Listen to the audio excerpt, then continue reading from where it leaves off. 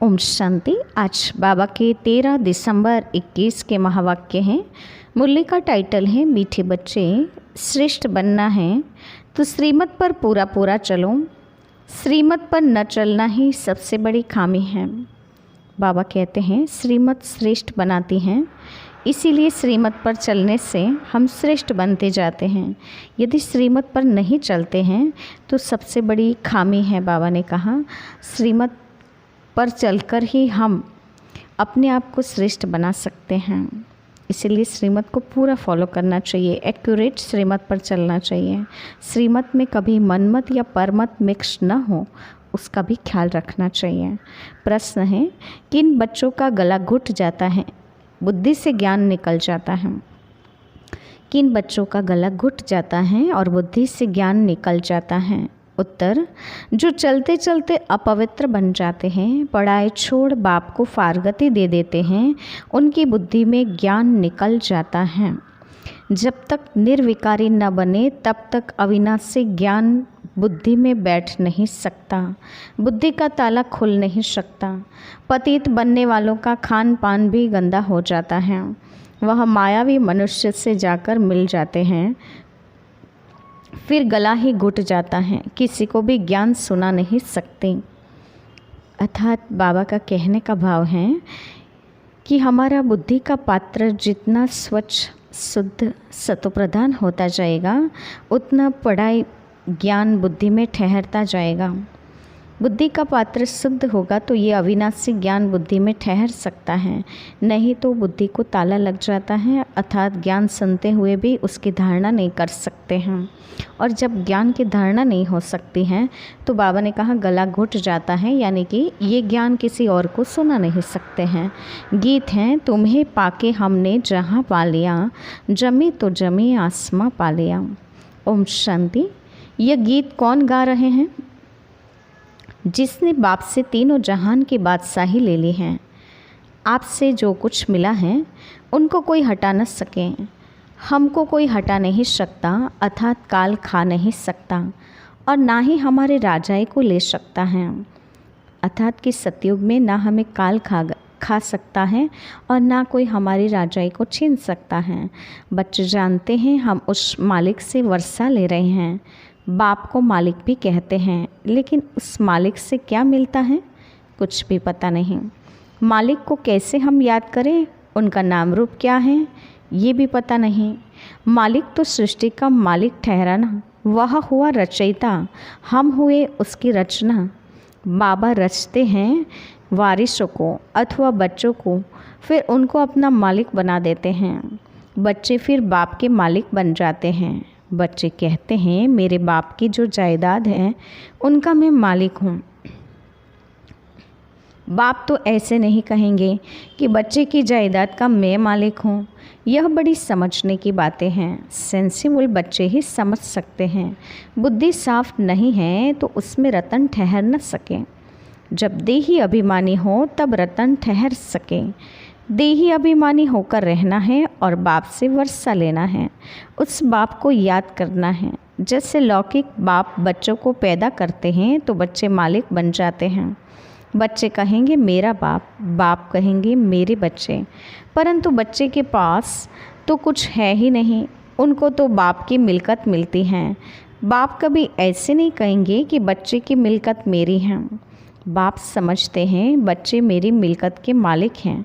यह बड़ी धारणा युक्त बातें हैं। धारणा नहीं होती अर्थात खामियां हैं। समझना चाहिए मेरे में बहुत खामियां हैं। नंबर 1 खामी है जो श्रीमत पर नहीं चलते हैं। श्रीमत से ही श्रेष्ठ बनना है। श्रीमत राजयोग सिखलाती हैं। श्री माना निराकार भगवानोवाच। इसलिए हम प्रश्न पूछते हैं कि ज्ञान सागर पतित पावन परमपिता परमात्मा से तुम्हारा क्या संबंध है? यह बहुत बड़े बड़े बोर्ड पर लिख देना चाहिए। परमात्मा है स्वर्ग का रचयिता, तो जिनको परमात्मा से संबंध होगा वह भी जरूर स्वर्ग का मालिक बन ही जाएगा। बाप आकर बच्चों को सलाम करते हैं, सलाम मालिकम बच्चे। बच्चे कहते हैं मालिकम सलाम, हम तो सिर्फ ब्रह्मांड के मालिक हैं, तुम ब्रह्मांड और विश्व दोनों के मालिक बनते हो, इसलिए बाबा बच्चों को डबल सलाम करते हैं। बाबा कहते हैं श्री बाबा केवल ब्रह्मांड का मालिक बनता और हम बच्चे ब्रह्मांड के साथ विश्व के भी मालिक बनते हैं, इसीलिए बाबा बच्चों को डबल सलाम करते हैं। एक ही बेहद का बाप तुम्हारी कितनी निष्काम सेवा करते हैं। क्यों कहा निष्काम सेवा?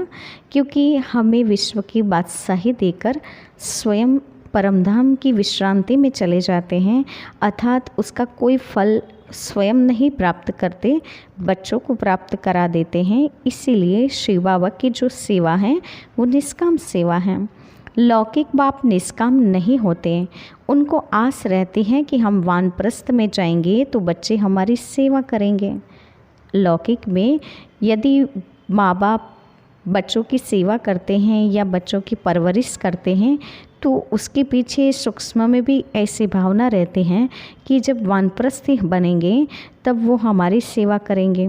असूल यह कायदा था, बच्चे बाप की सेवा करते थे, लेकिन आजकल तो पैसे उड़ा देते हैं। तुम बच्चे जानते हो हमको ऐसी बादशाही मिलती है बाप से।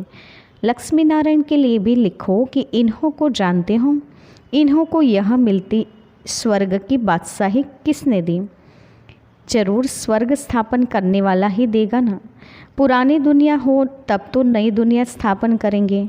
तो लक्ष्मी नारायण ने यह वर्षा पाया श्रीमत पर चलने से। श्रीमत राजयोग और सहज ज्ञान सिखलाती हैं। जिनको समझाते हैं वह राजा बन जाते हैं। पहले नंबर में श्री कृष्ण, उसने ऐसा क्या कर्म किया जो अपने माँ बाप से भी जास्ती मर्तबा पाया? वह महाराजा महारानी कहाँ थे जिनके पास कृष्ण का जन्म हुआ? जब तक निर्विकारी होकर नहीं रहेंगे तब तक अविनाशी ज्ञान बुद्धि में ठहर नहीं सकता।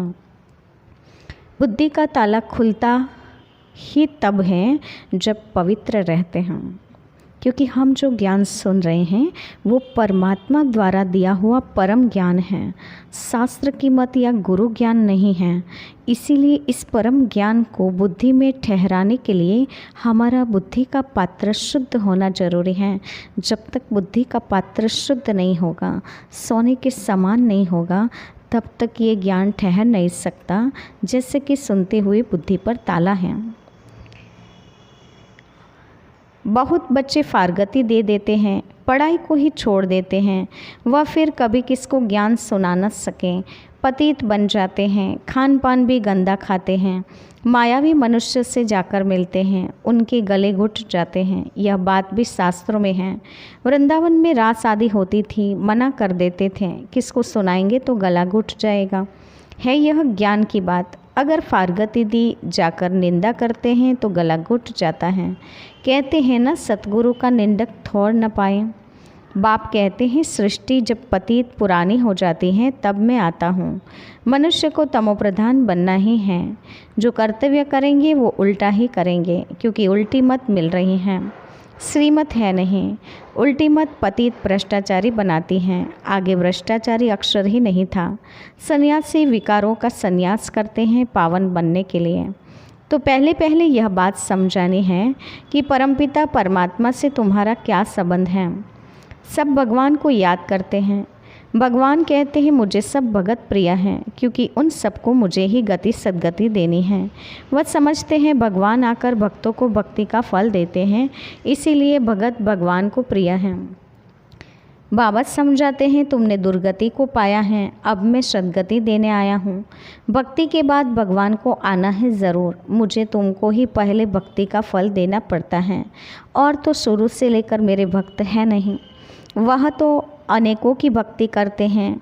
तुम मेरे प्यारे बच्चे हो, तुम मालिक थे, फिर माया रावण ने तुम पर जीत पाली और फिर भक्ति शुरू हो गई।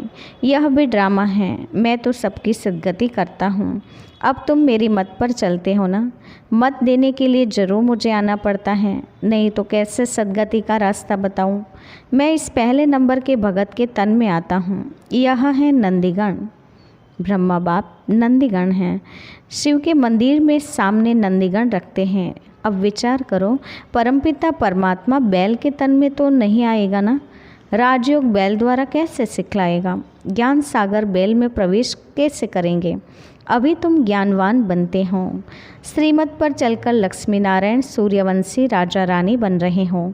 उस राजधानी को कोई हमसे छीन न सके, न कोई तूफान लग सके। हम अमरपुरी के मालिक बनते हैं। यह है मृत्युलोक। अमरनाथ बाबा ही काल पर जीत पहनाने वाला है।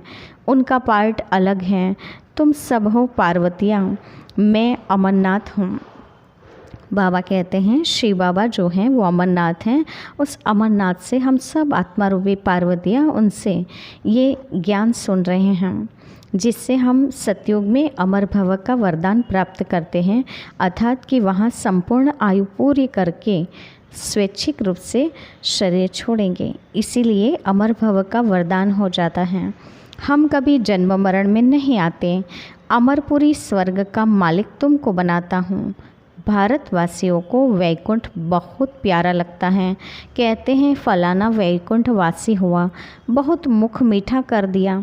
अब वैकुंठ सचमुच तो सतयुग में होगा। जब सतयुग है तो पुनर्जन्म भी सतयुग में लेते हैं। फिर त्रेता में आते हैं तो पुनर्जन्म भी त्रेता में लेते हैं। फिर द्वापर में आते हैं तो पुनर्जन्म भी द्वापर में लेते हैं। परंतु ऐसे थोड़ी हो सकता है जो मरेंगे कलयुग में पुनर्जन्म लेंगे सतयुग में। स्वर्ग में जन्म लेते रहें, इसका मदार है पढ़ाई पर। बाप कहते हैं मैं तुमको सृष्टि का मालिक बनाता हूँ, मैं निष्कामी हूँ। हम विश्व का मालिक नहीं बनते। तुम स्वर्ग में जाते हो तो मैं विश्रामी हो जाता हूँ। मैं चक्र में नहीं आता हूँ। इस ईश्वरीय जन्म के बाद तुम देवी गोद में जन्म लेंगे। अभी तुम जन्म जन्मांतर आसुरी गोद में जन्म लेते हो। भ्रष्टाचारी बन पड़े हो। सतयुग में सब श्रेष्ठाचारी होते हैं। अब तुम श्रीमत से श्रेष्ठाचारी बन रहे हो। वहाँ विष होता नहीं। यहाँ बल सन्यासी हैं, परंतु जन्म तो विकार से लेते हैं ना। सतयुग में विकारों से जन्म नहीं होता है, नहीं तो उन्हों को संपूर्ण निर्विकारी कह न सके। वहाँ माया होती नहीं। परंतु यह बातें भी जब किसकी बुद्धि में बैठे। अब बाबा कहते हैं बच्चे तुमको घर जाना है, फिर स्वर्ग में आकर राज्य करना है। आत्माएं परमधाम से आती हैं पार्ट बचाने। फिर जब तक पतित पावन आकर लिबरेट न करे तब तक एक भी जा नहीं सकता। गपोड़ा मारते रहते हैं, फलाना पार निर्वाण गया। बाप आकर सब बातें अच्छी रीति समझाते हैं। पहले पहले समझाओ परमपिता परमात्मा से तुम्हारा क्या संबंध है। दूसरे किसको यह भी प्रश्न पूछने आएगा नहीं। तुम कल्प कल्प पत्थर बुद्धि से पारस बुद्धि और पारस बुद्धि से पत्थर बुद्धि बनते आए हों। यह तो अच्छी रीति समझाया जाता है, परंतु जबकि निश्चय बैठे बरोबर शिव बाबा के हम बच्चे हैं। बाबा कहते हैं मैं अब आया हूँ, तुमको सुखधाम ले चलेंगे ना। वहाँ यह विष नहीं मिलेगा। मूल बात ही है पवित्रता की। जो कल पहले रहे थे वही अब भी रह सकते हैं। बहुत बच्चियाँ लिखती हैं बाबा पता नहीं कब बंधन टूटेगा, युक्तियाँ बताओ। बाबा कहते हैं बच्चे बंधन टूटेगा अपने टाइम पर। बाबा इसमें क्या करेंगे। एक बंधन बल छूट जाए फिर बच्चों आदि में मोह पड़ जाता है। इन सब से बुद्धि निकालने में बड़ी मेहनत लगती है। कई तो और ही जास्ती मोह में आ जाते हैं। बहुत हैं जो मोह में लटक पड़ते हैं। बाबा कहते हैं तुम मोह एक बाप में रखो तब धारणा होगी। कोई ज्ञान उठा नहीं सकते हैं तो भागंती हो जाते हैं, फिर नाम बदनाम होता है। ड्रामा में कल पहले भी यह हुआ था। जो सेकंड पास हुआ वह ड्रामा। अम्मा मरे तो भी हलवा खाना, बीवी मरे तो भी हलवा खाना। कच्चे को थोड़ा झटका आ जाता है। बाबा कहते हैं अम्मा मरे तो भी हलवा खाना, बीवी मरे तो भी हलवा खाना। कोई ऐसे हलवा नहीं खाना है। मतलब बाबा ने कहा जिसकी बुद्धि में ज्ञान होगा, अर्थात ज्ञान का हलवा बुद्धि में होगा, तो चाहे कोई भी स्वजनों से हमें मुक्ति मिल जाती है या कोई स्वजन शरीर छोड़ देते हैं, तो ऐसे समय पर हम अपनी बुद्धि को स्थिर रख सकते हैं, बैलेंस रख सकते हैं। कहने का भाव ये है कि बुद्धि को ज्ञान का हलवा खिलाते रहेंगे तो ऐसी परिस्थितियों पर भी विजय प्राप्त कर सकते हैं। लेकिन यदि ज्ञान में कच्चे हैं तो बाबा ने कहा उसको आघात लग सकता है। बहुत सन्यासी भी ऐसे होते हैं, नहीं ठहर सकते हैं तो वापस गृहस्थ में चले जाते हैं। चलन ही ऐसी होती हैं। यहाँ तो एक ही मुख्य बात है, हम भी उस बाप से वर्षा ले रहे हैं, तुम भी उनको पिता समझते हो, आकर स्वर्ग का वर्षा ले लो। एक ही बात है, सेकंड में जीवन मुक्ति, पिछाड़ी में थोड़ा ही समझाने से मनुष्य झट समझ जाएंगे। अनेक मत हैं जिससे भारत भ्रष्ट बन गया है। फिर एक के मत से आधा कल्प के लिए भारत श्रेष्ठाचारी बनता है। श्रेष्ठ जरूर बाप ही बनाएंगे, सबको पाल ले जाने वाला एक ही बाप है तो जरूर कोई डुबोने वाले भी होंगे। बाप तो सबको कहते हैं विकारों का संन्यास करना ही पड़ेगा, तब ही तुम पवित्र दुनिया के मालिक बन सकेंगे। बाबा वर्षा दे रहे हैं, ढेर ब्रह्मा कुमारियाँ हैं, तुम भी बीके हो। वर्षा रूहानी बाप से मिलता है, कितना सहज है। परंतु कोई की सिर्फ कथनी है, करनी नहीं, तो कोई को तीर नहीं लगता है। कथनी से भल और किसका भला हो जाएगा, परंतु खुद की करनी नहीं है तो गिर पड़ेगा। बाबा ने कहा जब तक कथनी करनी समान न हो पूरा फ़ायदा उठा नहीं सकते। केवल किसी को सुनाएंगे तो उसको फ़ायदा होगा, लेकिन खुद नहीं करेंगे तो खुद इस ज्ञान मार्ग से गिर जाएंगे। जिनको ज्ञान देंगे वह चढ़ जाएगा, लेकिन वो खुद गिर जाएंगे। ऐसे भी बहुत हैं। बाबा बच्चों को पूरा वर्षा विल कर देते हैं, अब तुम लायक बन स्वर्ग के मालिक बनो। अच्छा, मीठी मीठी सिकेले दे बच्चों के प्रति माता पिता बाप दादा का याद प्यार और गुड मॉर्निंग। रूहानी बाप की रूहानी बच्चों को नमस्ते। हम रूहानी बच्चों की रूहानी माता पिता बाप दादा को याद प्यार और नमस्ते। रूहानी बाप की रूहानी बच्चों को नमस्ते। हम रूहानी बच्चों की रूहानी माता पिता बाप दादा को याद प्यार और नमस्ते। धारणा के लिए मुख्य सार, पहले पॉइंट, श्रेष्ठाचारी बनने के लिए अपनी सब खामियां निकाल सदा श्रीमत पर चलना है। बुद्धि में ज्ञान रत्नों की धारणा देही अभिमानी बनकर करनी है। ज्ञान की धारणा का आधार देही अभिमानी स्थिति है। दूसरा, अपनी कथनी और करनी एक करनी है। ज्ञान की धारणा के लिए सबसे मोह निकाल एक बाप में ही मोह रखना है। ज्ञान धारणा का दूसरा आधार है मोह से बुद्धि निकल जाए। किसी में भी मोह नहीं होगा, बुद्धि स्वच्छ बनती जाएगी और ज्ञान की धारणा होती जाएगी। वरदान है, बाप दादा के साथ द्वारा माया को दूर से ही मूर्छित करने वाले मायाजीत जगतजीत भव। बाप दादा के साथ द्वारा माया को दूर से ही मूर्छित करने वाले मायाजीत जगतजीत भव। वरदान का विस्तार है, जैसे बाप के स्नेही बने हो ऐसे बाप को साथी बनाओ तो माया दूर से ही मूर्छित हो जाएगी। जैसे बाप के स्नेही बने हो ऐसे बाप को साथी बनाओ तो माया दूर से ही मूर्छित हो जाएगी। शुरू का जो वायदा है, तुम्ही से खाऊं, तुम्ही से बैठूं, तुम्ही से रूह को रिझाऊं, इसी वायदे प्रमाण सारे दिनचर्या में हर कार्य बाप के साथ करो तो माया डिस्टर्ब नहीं कर सकती, उसका डिस्ट्रक्शन हो जाएगा। बाबा कहते हैं माया के विनाश का आधार क्या है? तुम ही से खाओ, तुम ही से बैठो, तुम ही से रूह रिझाओ, तुम ही से बाबा कहते हैं सब कुछ कार्य करो। जब कार्य में बाप का साथ होगा तो माया का विनाश कर सकते हैं। तो साथी को सदा साथ रखो। साथ की शक्ति से व मिलन में मगन रहने से मायाजीत जगतजीत बन जाएंगे। आज का स्लोगन है, अपनी ऊंची वृत्ति से प्रवृत्ति की परिस्थितियों को चेंज करो। अपनी ऊंची वृत्ति से प्रवृत्ति की परिस्थितियों को चेंज करो, अर्थात हमारी श्रेष्ठ और ऊंची वृत्ति प्रवृत्ति में आने वाली हर परिस्थितियों को परिवर्तन कर सकती हैं और उस परिस्थितियों को परिवर्तन करने का आधार ही हमारी ऊंची सोच है, हमारी ऊंची भावनाएं हैं। जितनी ऊंची सोच रखेंगे उतना बाबा ने कहा दूसरों को और स्वयं की परिस्थितियों पर विजय प्राप्त कर सकते हैं। अच्छा, ओम शांति।